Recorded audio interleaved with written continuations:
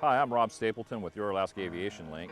We're going to talk to well-known mechanic John Pratt here at Merrill Field, and he's going to tell us what to look for while winterizing your aircraft. When you winterize your airplane, you're preparing it to safely handle the winter and come out of it in reasonable shape in the spring. Obviously, the best thing you can do with an airplane is to fly it. And I would recommend that you fly an airplane every day. Most of us can't. I sure as heck can't. Once a week, if you can't do that, once a month. What I have found is that people that ground run airplanes, thinking they'll get the oil warm enough and get it circulating, typically wind up having corrosion problems inside of the engine, because every time you run the engine, you wind up making moisture and it stays inside the engine and condenses. Flying generates enough airflow and enough heat in the engine that all boils off.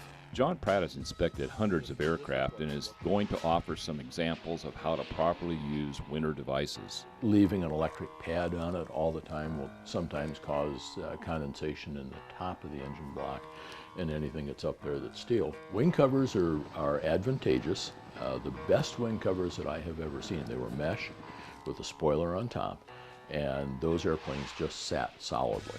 The ones that had the nylon wing covers on in the wind had them balloon, and in one case, one departed the airplane under some extreme wind conditions. Covers for wing, tail, and windscreen, as well as gust locks, are important when tying your aircraft down for any length of time. As you can see, it's adjustable, and it's one of those arrangements where you can put it on a control surface, and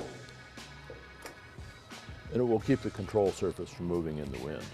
There are other ways to do this. You can take a 1x3 board and protect it, and then put these style of wing nuts on it across the entire surface, and you can also do it on the rudder.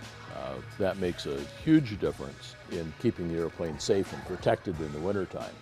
If you put it on the rudder, my suggestion is to put it at this particular point, because if you do, then you have a little bit better arm to control the movement. With snow coming up in the coming weeks, John offers some advice for both aircraft and pilots flying in this winter.